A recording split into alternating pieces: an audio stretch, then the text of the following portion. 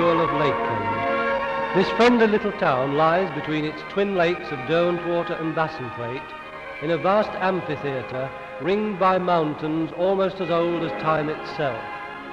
When Charles Lamb came here, he thought he'd got into fairyland, and John Ruskin called Keswick a place almost too beautiful to live in. A busy market town, Keswick was granted its charter by Edward I in 1276. The discovery of black lead deposits nearby provided the raw materials for the manufacture of pencils. Here in a village in a remote corner of England, it is claimed, the world's first pencils were made. And making pencils, along with catering for tourists and holidaymakers, still remains Keswick's principal occupation. Whether you choose the luxury of a four-star hotel or prefer the homely atmosphere of a boarding house, as a visitor you can be sure of one thing: a warm Lakeland welcome. One of the town's greatest attractions today is its park on the bank of the River Greeter. A favourite haunt of residents and visitors alike, it is only 2 minutes' walk from the town centre. There are tennis courts for the young and active. For those who prefer to sit quietly, the park is a haven of rest. What is this life if full of care? We have no time to stand and stare, no time to turn at beauty's glance and watch her feet how they can dance. Here in a riot of colour and beauty, rubbing shoulders with vivid azaleas and rhododendrons, youngsters can play in safety. Its lawns and flower beds are fringed with a profusion of trees decked in all shades of green, trees of many varieties, from a giant sequoia to a maidenhair tree.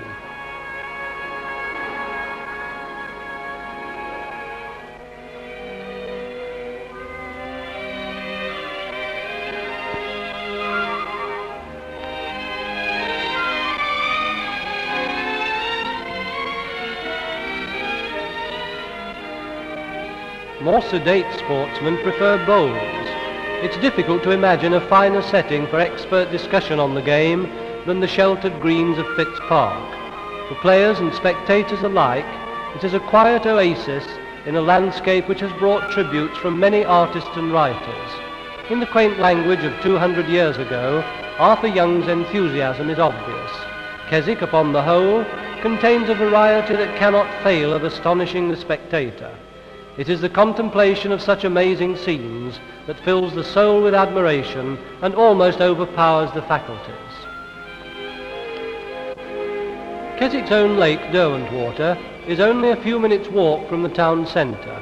Rowing boats and self-drive motorboats are available for hire, or if you prefer to relax and admire the incomparable scenery surrounding the lake, comfortable launches make regular trips, picking up and setting down passengers at a number of landing stages. How little this panorama has changed over the centuries.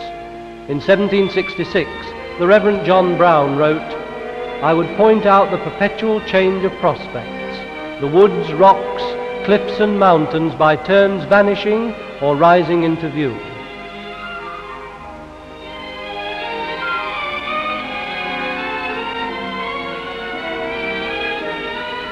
Large areas in the district are owned by the National Trust, one of whose founders, Canon Rawnsley, lived in Keswick for many years. It was the scenery around Derwentwater that inspired a modern poet to write, "I dream that heaven is very like this land, mountains and lakes and rivers undecaying, and simple woodlands and wild cherry flowers. For though this land is but the shadow of heaven, it yet is heaven's shadow." Sir Hugh Walpole, the novelist, made his home at Brackenburn on the lower slopes of Cat Bells, overlooking the length of Derwentwater.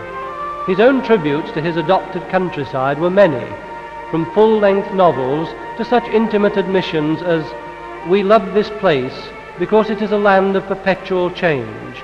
No small square of ground anywhere in the world holds such vivid colour, so perpetually mutable as this."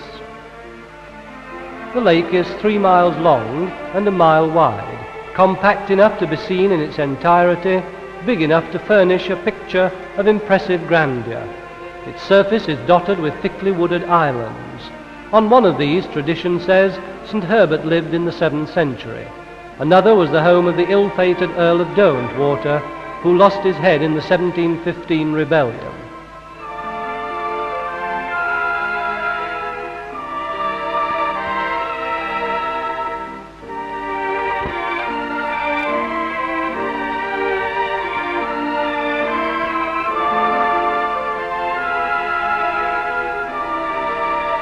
Beyond the lake stretches Borrowdale, considered by many people to be the lake nestling at the foot of Honister Pass.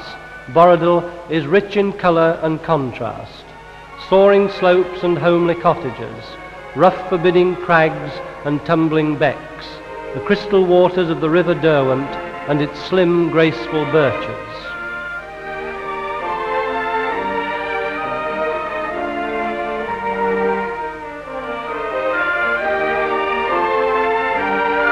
From Ashness landing stage, a minor road leads to Wat Endleth, the hamlet made famous by Sir Hugh Walpole in his Herries books.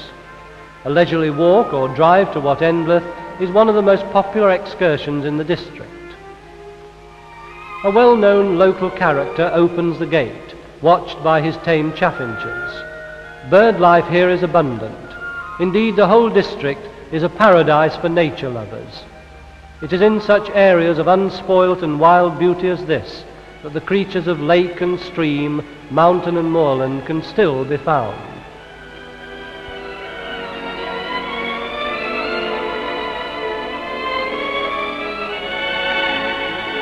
A few yards further on we cross Ashness Bridge, with its view of the two lakes, Derwentwater and Bassenthwaite, and mighty Skidder, the 3,000-foot mountain which smiles down on Keswick.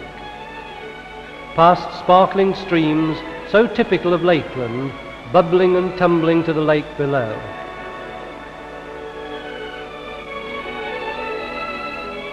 Slight deviations from the road provide extensive views over the Vale of Keswick, with Bassenthwaite in the distance.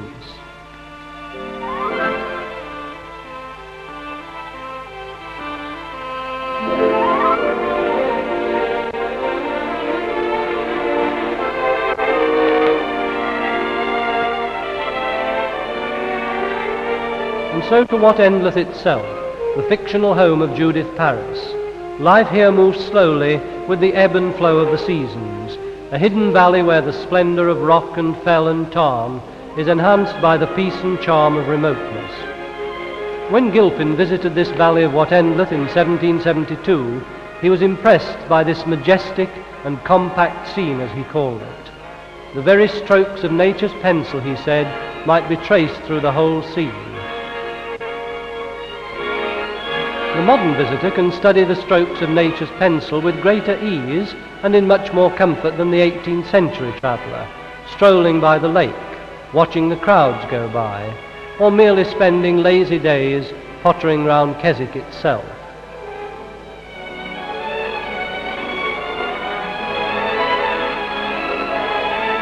For a change, you can try golf.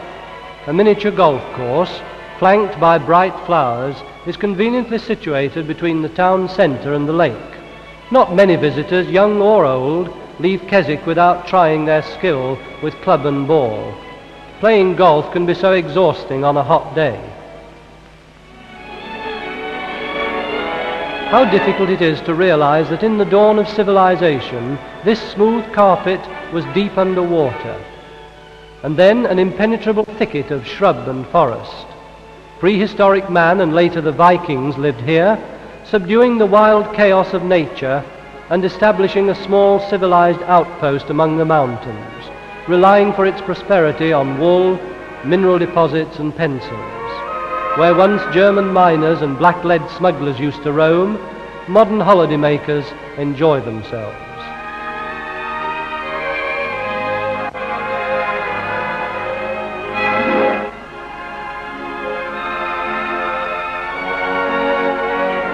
In choosing Keswick for their annual tournament, these northern archers are right on the target.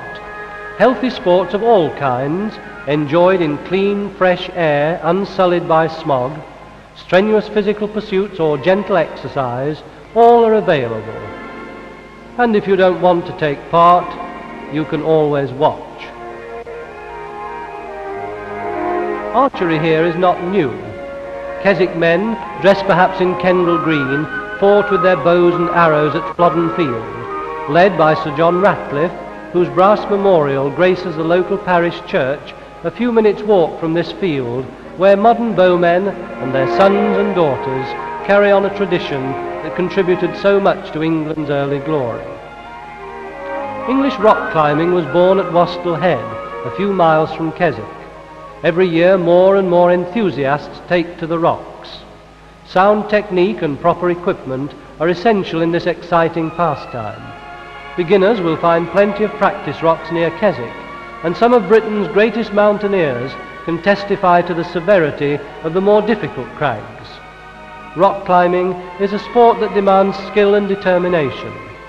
Progressive training under a good leader can reap its reward in the satisfaction of a severe climbing route conquered, not by brute strength, but by balance and rhythm.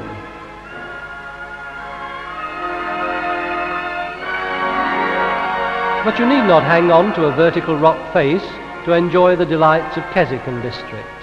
Wherever the eye turns, there is infinite variety of form and colour. Explore the fells on a pony trekking expedition, far from the clatter and fumes of noisy traffic. These young riders are in the Newlands Valley, one of the routes over to Buttermere and Crummock.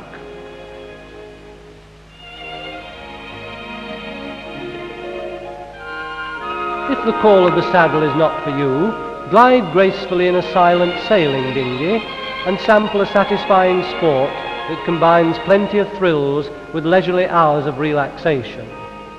These yachts are sailing on Bassenthwaite, Derwentwater's twin, a lake with a charm of its own, encircled by a first-class road which winds its way along the foot of rugged mountains and through softer pastoral scenery.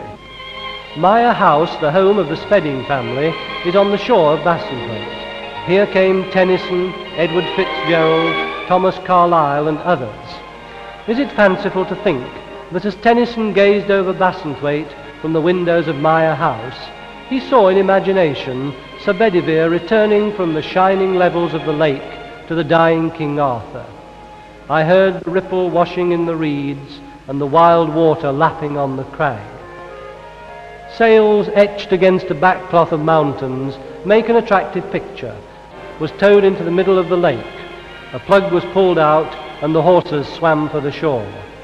The first one to reach dry land was the winner. Today we happily prefer just messing about in boats. The Lake District needs to be absorbed slowly. There are vast areas which can only be explored on foot. That is why Keswick has become the mecca of fell walkers, many of whom start young as members of the Youth Hostels Association. Mountain top after mountain top awaits the walker. A slow climb to a summit of 2,000 or 3,000 feet is an unending discovery of exciting new vistas and ever-changing panoramas. Strange-sounding names on the map soon grow into old friends: Catbells, Waller Crag, Lattry. And further afield, the giants of central Lakeland: Glaramara, Pillar, Great Gable, Bowfell. Scawfell Pike, the highest top in the Lake District and in England, is only 3,210 feet, a long day's excursion through some of Britain's grandest and most enchanting mountain scenery. Less strenuous walks abound. Castle Head, on the outskirts of the town, offers some of the finest views in the district.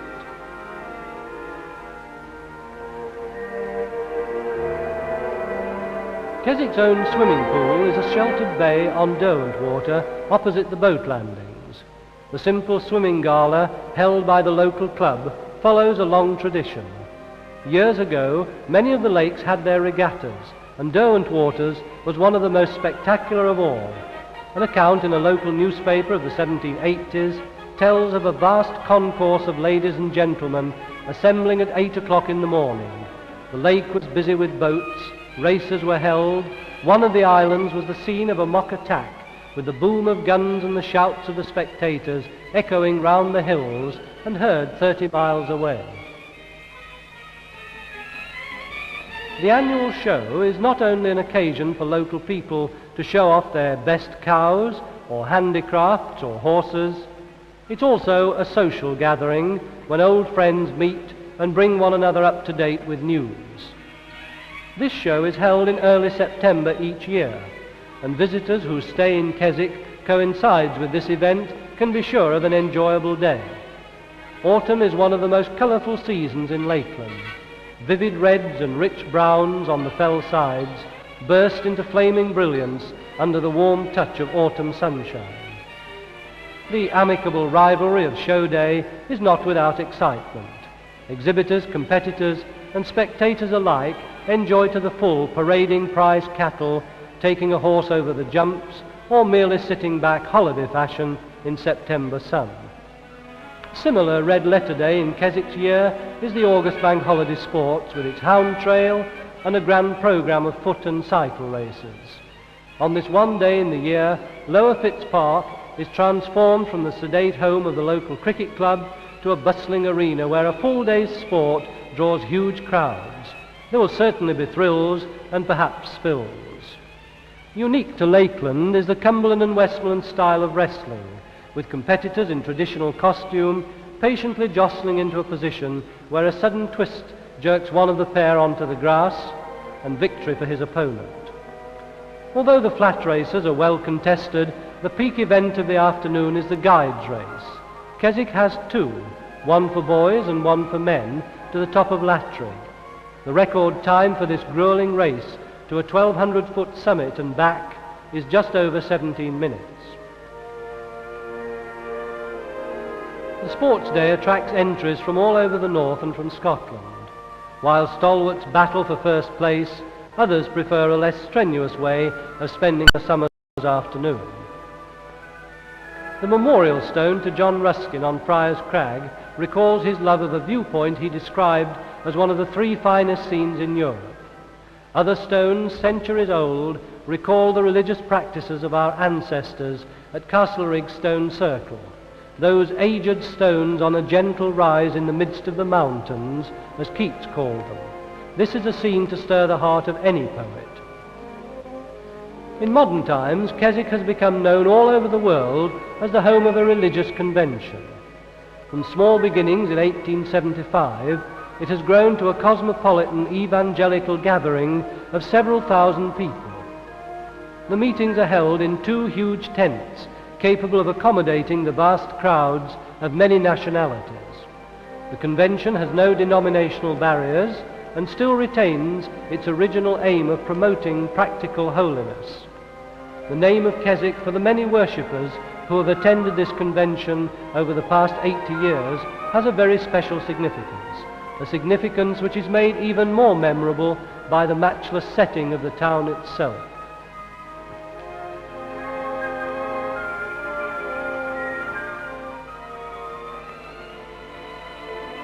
Keswick's parish church of St. Kentigern goes back to the year 553. Here is buried Robert Southey, poet laureate and friend of Wordsworth and Coleridge. For 40 years he lived at Greta Hall. "Nothing in England," he wrote, "can be more beautiful than the sight of this house." To Greta Hall came the literary lions of the 19th century: Sir Walter Scott, Charles Lamb, De Quincey, Hazlitt, Shelley, and many others. In their letters and poems are recorded for all time their impressions of Keswick. Lamb and his sister Mary stayed with Coleridge at Greta Hall in September 1802. He wrote to his host, "I feel that I shall remember your mountains to the last day that I live. They haunt me perpetually." The unrivaled beauty and grandeur that have captured the admiration of so many poets, writers, and artists are unchanged today, free for all to enjoy and appreciate. You can climb and walk, you can swim or fish, you can play bowls or golf or tennis, you can wander more or less as you will on mountain tops, along pleasant valleys, by placid lakes. You can indulge in strenuous exercise or laze away your holiday. Or you can just stand and stare at the picturesque scenery that makes Keswick the Jewel of Lakeland.